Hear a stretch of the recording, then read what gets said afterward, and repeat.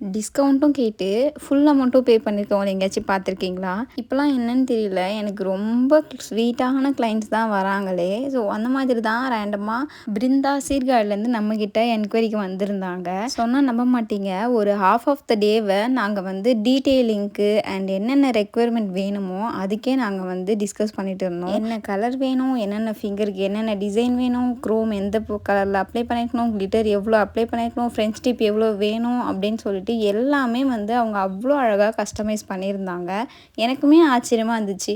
சாதாரண நெயில்ஸ் அப்படின்னு சொல்லிட்டு நம்ம சொல்லிடுறோம். ஆனால் ஒரு கிளைண்ட்டுக்குமே அது எவ்வளோ ஒரு ஸ்பெஷலாக இருக்குது அண்ட் அதில் எவ்வளோ அவங்க ரெக்யர்மெண்ட் வைக்கிறாங்க அப்படின்னு எனக்குமே ஆச்சரியமாக இருந்துச்சு. Here comes the important point. அவங்க வந்து எல்லாமே நாங்கள் பேசிட்டு ஃபைனலாக அமௌண்ட்டை பற்றி பேசும்போது நான் சொன்ன அமௌண்ட் வந்து அவங்களுக்கு கொஞ்சம் அதிகமாக இருந்த மாதிரி ஃபீல் ஆச்சு போல். அதனால் ஏதாச்சும் டிஸ்கவுண்ட் இருக்குமா அப்படின்னு சொல்லிட்டு கேட்டிருந்தாங்க.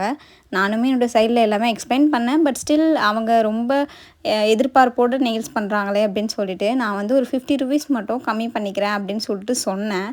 பட் அவங்க வந்து ஓகே நான் பே பண்ணுறேன் அப்படின்னு சொல்லிட்டு போயிட்டாங்க. அதுக்கப்புறம் பார்த்தீங்கன்னா நான் கேட்ட ஃபுல் அமௌண்ட்டையும் பே பண்ணிவிட்டு உங்களுக்கு ப்ராஃபிட் இல்லாத ஒர்க்கை பண்ணி அதில் என்ன உங்களுக்கு ஹாப்பினஸ் இருக்க போகுது, எனக்கு ஒன்றும் பிரச்சனை இல்லை அப்படின்னு சொல்லிட்டு ஃபுல் அமௌண்ட்டும் பே பண்ணிட்டாங்க. இந்த மாதிரி அண்டர்ஸ்டாண்டிங்கான கிளைண்ட் எல்லா ஆர்டிஸ்ட்டுக்குமே கிடச்சிட்டா நல்லது. இதோட ப்ரைஸ் டீட்டெயில் தெரிஞ்சுக்கணும் அப்படின்னா ஃபாலோ பண்ணிவிட்டு கமெண்ட் பண்ணிக்கோங்க. இந்த வீடியோ பிடிச்சிருந்துச்சின்னா மறக்காமல் லைக் அண்ட் ஃபாலோ பண்ணிக்கோங்க.